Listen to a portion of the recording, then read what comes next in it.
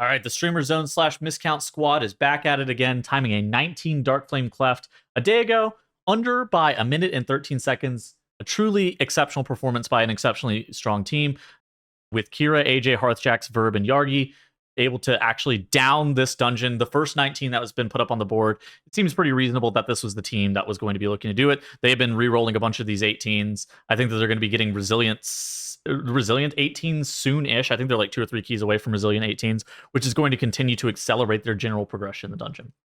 Darkflame Cleft isn't necessarily a dungeon that is super defined by like what route people play. Instead, it's a heavily execution-based kind of dungeon where you need to make sure that you're always getting the kicks. You need to make sure that you're always getting the stops on the mobs that are required. And right off the bat, you can see this Wicklighter here. He's caged off to the side. You can actually run into a situation where you can potentially run out of kicks on the Wicklighters if you're not super careful or you don't kill off the pack in time. And without lusting the first pool of the dungeon, this team was aware that they were going to be a lot more scared just of the Wicklighters free casting on them. So instead of pressing the Bloodlust and kind of just trying to it dies or I die, kill the pull off, they're just going to be playing one Wicklighter at a time. From here, they're going to be getting that Wicklighter out of the cage. It's now in a polymorph, and they're going to be playing double Overseer with that Wicklighter and then continuing to rotate interrupts on that Wicklighter, just making sure that it's going to be able to get a kick on every single one of the casts. So from there, moving forward, they are going to be taking a large amount of trash into the boss. And the reason that they're going to be looking to do this is fairly simple. The minecarts from the boss can kill non-lieutenant trash mobs. Now, there are some lieutenant mobs in this area, like the overseers or whatever, that can't actually be killed off by the minecart. But you immediately see after the pack gets gathered, the team line of sights the pack on this pillar, and then they blinding sleet, and they'll throw a bunch of CC, solar beam, or whatever else on top of the Wicklighters, on top of the mole herds to make sure that the casts aren't going off. And they're basically just hoping that the cart comes barreling down the track pretty soon. Now, they low roll their minecart. It takes around 25-ish seconds into this pull to be able to get that minecart coming and barreling down the track and taking out the trash pack. That's going to allow them a little bit less damage just in general on the boss, because Kira's going to have to tank the pack on top of the minecart a little bit longer. He's then going to have to throw his Chaos Nova and a couple of other CCs at the pack. But realistically, that is a huge time save just in general. And what you have to know about this fight as well is while on, let's say, 13, 14, 15, even as high as like 17 on this dungeon, you can kind of just limp through killing these minecarts without any offensive CDs available. But once you get up to the 18, the 19 level, having somebody who has an offensive cooldown, whether it be Combust, whether it even be just like an Incarn, just a little bit of, you have to have a little bit more damage to be able to kill off these bomb minecarts. Otherwise, they're going to end up going off. And that would be completely tragic for our 19 to be failed because somebody has a bomb minecart going off.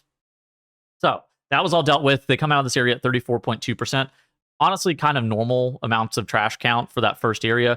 But what you also saw here is just how few pulls they were doing it in. They did this first area in 3 pulls. I think whenever people were originally doing this dungeon, they were doing that first area in 4 pulls. And now they are making their way into the Blazikon-ish area where they are playing a bunch of these task workers and wandering candles together. Basically, 1 melee kick per fiend. This is going to be the DK and the Demon Hunter here. Are going to be kicking these fiends. And then these wandering candles. The triple wandering candle is very dangerous, which is why you see the Nature's Vigil being pressed immediately. This is going to be a lot on AJ of making sure that he's got his radiances. He's making sure he's getting atonement. We're going to be dropping anti-magic zone. We're going to be dropping barrier whenever we believe that we need those kind of things. We also be pressing mass barrier as well. Worst case scenario here is that we would have to LOS. Of course, AJ has enough just HPS throughput to be able to kind of deal with that. But even still, Yargi is a little bit concerned here. So he takes a dip out of line of sight for just a couple of seconds. And then you see the remainder of the group, as these wandering candles get super low, they're not going to want to be tanking all 3 of those hits of the wandering candle. You could basically just live through one of them natty. And so they're going to be looking to just kind of skip the other ones. Now, this next pull is very dangerous and difficult to set up. But with the Vengeance Demon Hunter Protection Warrior, it actually is pretty easy. So what they're immediately going to do is Kira and Yargi are going to be tagging the packs, or the packs of fiends, trying to get those gathered up as much as possible. Then Kira's going to slam Chaos Nova, which is what you see on screen right here, and then Silent Sigil is going to come out. Silent Sigil acts as a lock on the mobs, putting them on a full cooldown, where something like Solar Beam, you can see on screen right here, Solar Beam doesn't act in this way, so the mobs are still primed to cast here. So after they come out of the Solar Beam here in just a couple seconds, then that Silent Sigil comes out, and these mobs, the Fiend's casts are now on a full 21-second kick, and then it's like an it dies or I die kind of situation. They can be looking to LOS the Fiend's AoE potentially on these candles that are surrounding them in the room if they're worried about it, but they have enough just damage throughput that they're able to kill it off this way. So it makes sense. You're trying to get those Fiends synced up as much as possible. And then we're on to Blazikon. And how they're going to be doing this is AJ, Hearthjax, and Yargi are going to be selected each and every single time with the Wicklighter Barrage lighting up the candle. So they roughly know which positions they're going to be going to, which candles they're going to be lighting. And then they know every single time with the dousing tornado here, this extinguishing gust, that this is the candle that they're going to be putting out every single time. So on Star. So Star is always going to be their safe spot that they're going to be running back to each and every single time. Not a big deal. And then, Blazikon, a fairly standard boss. They're not doing anything new on Blazikon. It's going to just be more about defensive management, and that's kind of the beauty of this, is making sure that you have enough defensive press, making sure that AJ is able to have everybody topped up after the candles get pushed out or knocked out by the extinguishing gust every single time from that dot, making sure that you light enough candles, make sure that you actually get it knocked out whenever those tornadoes come out. And then we are on to the Candle King. There is one intermission pull here, but the intermission pull isn't that big of a deal. We're going to be jumping into the Candle King boss room, and by utilizing some of our CC effects, like, Yargi here, he's going to Human Wild Charge. We do have a grip for our DK. Everybody else is going to be able to make it pretty easily and comfortably into the boss room, though. And this is going to be a huge HPS check for AJ, which is why you see that they lusted the first pull, or the first boss of this dungeon with Old Waxbeard, and then they're lusting the third boss of this dungeon with the Candle King, because they know it's a 31-minute timer. They don't realistically need the lust on cooldown, assuming that they're going to be playing clean, and so they're able to kind of just afford to put it on boss, and then our last lust is obviously going to be on the darkness. You're not realistically going to get a bonus lust on the 31-minute timer here.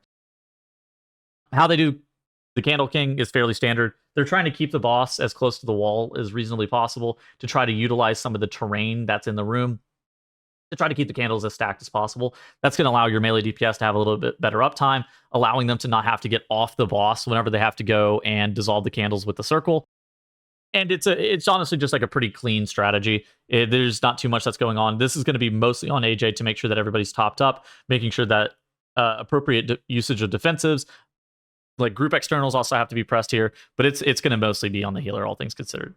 Now, we are making it into the Minecart section, where Kira, a lot of what's going on in this section is going to revolve around Kira's ability to be able to get mobs away from this Minecart. So what you're going to want to do, realistically, is be looking to kind of two-pull this area, where you don't have a bunch of just random trash mobs that are stopping the minecart, and you can push the payload further up. And so what you saw right there is Yargi took a step and he grabbed a candle, and he was actually able to continuously hit the trash back. They were also kind of looking back at the shuffling horrors in the back that were trying to cast on the minecart, and so Yargi was looking to beam that. I saw a verb go down, not actually that big of a deal. It is kind of an unfortunate damage loss, but you see that some of them are continuing to pick up these candles, and instead of depositing the candles in the minecart immediately, they're going to instead hold on to those candles and just like DPS the trash pack as they run. And this minecart, it stopped for a little bit, but it hasn't stopped for an extended period of time. The minecart even runs ahead of them a little bit, and AJ has a candle picked up, and he's able to continue to give light to the remainder of the group. Then once that corridor creeper pull dies off, they're going to kind of finish off the last couple of mobs with the shuffling horror and with some of these skitter mobs, and then they're just going to push the minecart up into the darkness area, allowing it to be like a really long chain.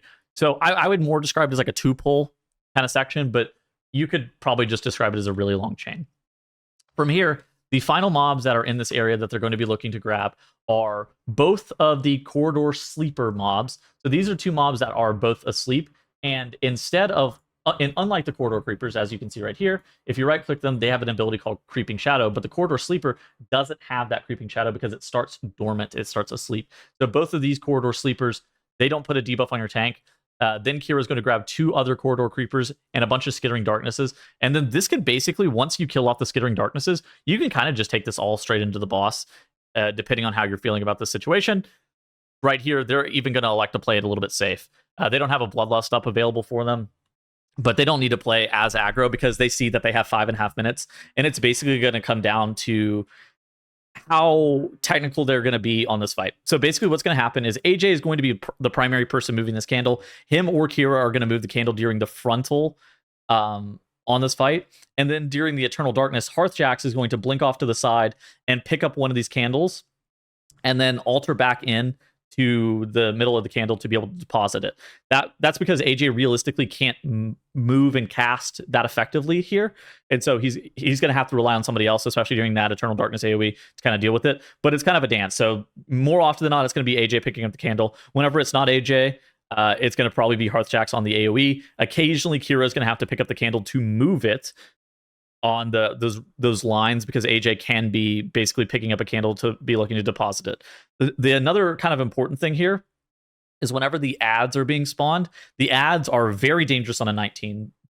They're not really dangerous on any other level, but the point of which they make it to a 19, these ads are very dangerous. So whenever they get their cast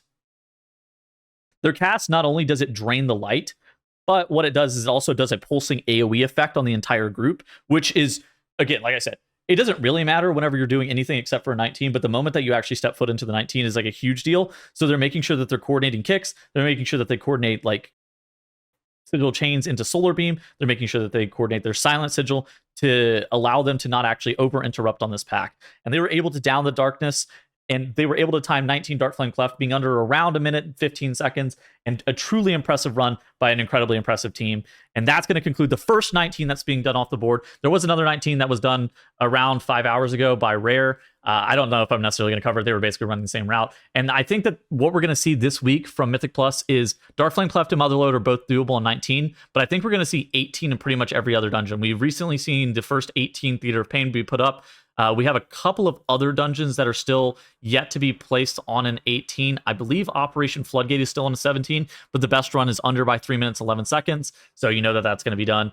The best Priory is also done on the 17, but the best run is under by 4.5 minutes. So you know that that's going to be done on an 18 as well. So I kind of expect on this reset to see 2 19s with Darkflame Cleft and Motherlode, and then the remaining dungeons be put up on an 18. And that's going to conclude what we've been seeing today with this excellent run. I'll see you guys in the next video.